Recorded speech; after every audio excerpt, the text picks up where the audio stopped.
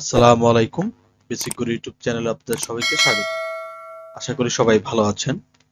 আজকের ক্লাসে আমরা দেখব যে মাইক্রোসফট এক্সেলে আমরা কিভাবে জিরো ইউজ করতে পারি। আমরা সাধারণত জানি যে আমরা যদি মাইক্রোসফট এক্সেলে কোনো কিছু লিখি, তো আমি যদি এখানে একটা নাম্বার লিখি যে 01714718787, আমরা যদি ইন্টারপ্রেস করি আমরা দেখতে পাবো যে আগে যে জিরোটা আমরা ইউজ করেছিলাম সেই জিরোটা এখান থেকে কেটে গেছে। তো এই যে জিরো আমরা কিভাবে ইউজ করতে পারি বা জিরোটাকে কিভাবে বসাতে পারি সেই আজকের ক্লাসে আমরা এটা দেখব। তাহলে আমার কাছে এখানে অনেকগুলো নাম্বার দেওয়া আছে। যেহেতু আমরা র্যান্ডম কিছু নাম্বারই নিয়েছি, মোটামুটি দেখতে এক বা সবগুলোই কপি পেস্ট করা। এখন আমাদেরকে ধরেন বলা হয়েছে যে এই প্রত্যেকটা নাম্বারের মধ্যে জিরোটাকে ইউজ করতে।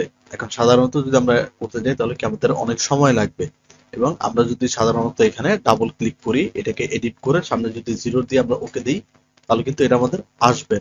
তাহলে আমরা কিভাবে এই নাম্বারগুলোকে জিরো বসাতে পারি এবং এটার মধ্যে আমরা কিভাবে জিরোকে কয় ভাবে বা কত ধরনে বসাতে পারি সেটা আমরা দেখব। আমরা প্রধানত এই জিরোটাকে তিন ভাবে, মানে তিনটা ওয়েতে আমরা জিরোটাকে ইউজ করতে পারি। তো দেখেন আমি যদি এখানে একটা মোবাইল নাম্বার লিখি যে 01711249414, আমি যখন এখানে ইন্টার দিই তাহলে দেখবেন এখানেও কিন্তু বসছে না, বাট আজকে আমরা বসাতে পারি কিভাবে। তাহলে আমরা প্রথম ওয়েতে দেখি। প্রথমে আমরা এখান থেকে চলে যাব স্পেশাল, ঠিক আছে, বা এখানে আমার জেনারেল লেখা থাকবে, এখান থেকে আমি চলে যাবো টেক্সটে। তো আমি যদি এখানে লিখি যে 01711249414, যখন আমি ইন্টার দিব তখন দেখবেন এখানে কিন্তু জিরোটা বসে গেছে। তো এর নিচে যদি আমি আবার কোনো কিছু লিখি জিরো দিয়ে তাহলে দেখবেন সেটা কিন্তু আর থাকবে না, ঠিক আছে।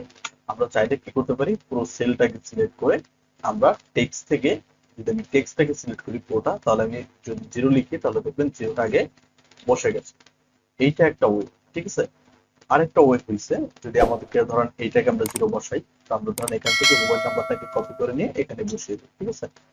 দেন আমাদের আর কি করবো, এখান থেকে একটা সূত্র প্রয়োগ করবো। আমরা এর সূত্রতে ইউজ করতে পারি ইকুয়াল, যেহেতু আমরা জানি যে এক্সেলের যে কোনো সূত্র আমরা প্রয়োগ করার ক্ষেত্রে আমাদের ইকুয়াল দেওয়াটাই মাস্ট বি।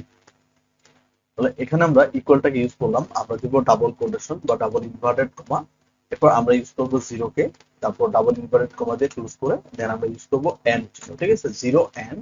এবং আমরা এই সেলটা বা এই সেলটা যে কোনো একটা সেলকে ক্লিক করলে দেন আমাদের দেখবেন এখানে হাইলাইট হয়ে গেছে। দেন আমি যদি কিবোর্ড থেকে ইন্টারফেস করি তাহলে দেখবেন সেটার আগে জিরোটা হয়ে গেছে। দেন আমি যদি এখান থেকে ক্লিক করে ধরে নামিয়ে দিই তাহলে দেখবেন অটোমেটিক ভাবে এখানে আমার জিরো গুলো কাউন্ট হয়ে গেছে, ঠিক আছে। যেহেতু এগুলো আমরা কপি পেস্ট করে ধরছিলাম যার জন্য এখানে ডট গুলো আসছে। তাহলে এই একটা ওয়েতে আমরা জিরোটাকে ইউজ করতে পারি। আরেকটা ওয়ে হচ্ছে আমরা যদি এখানে যাই এগুলোকে ডিলিট করে দিই। আরেকটা ওয়ে হচ্ছে আমরা যদি এখানে চলে যাই, ঠিক আছে, নাম্বারে, যে আমরা এতগুলোকে সিলেক্ট করলাম, সিলেক্ট করে আমরা এখান থেকে চলে গেলাম নাম্বারে। নাম্বার থেকে আমরা এখানে যে কাস্টম আছে সেই কাস্টমটাকে সিলেক্ট করলাম।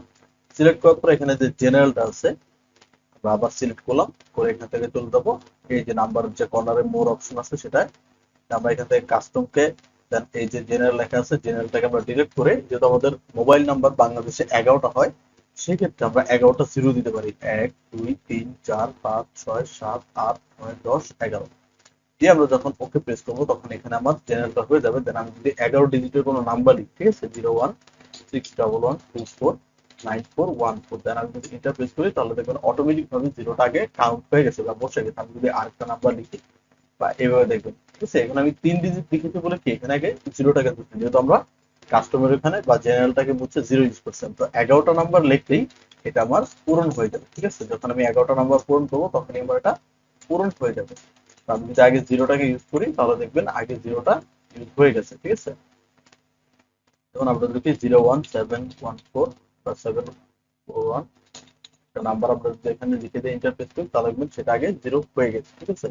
মূলত এই তিনটা ওয়েতে আমরা জিরোকে খুব সুন্দর করে লিখতে পারি। অথবা আমরা এখান থেকে সিলেকশন করে রাইট বাটন ক্লিক করে আমরা যে এখান থেকে দেখবেন ফরম্যাট সেল আছে, ফরম্যাট সেল থেকেও আমরা এটাকে কাস্টম থেকে গিয়ে আমরা যে জেনারেলটাকে মুছে ঠিক একই পদ্ধতিতে 1 2 3 4 5 6 7 8 9 10 11টা, ঠিক আছে, এভাবে আমরা কাজ করে নিতে পারি।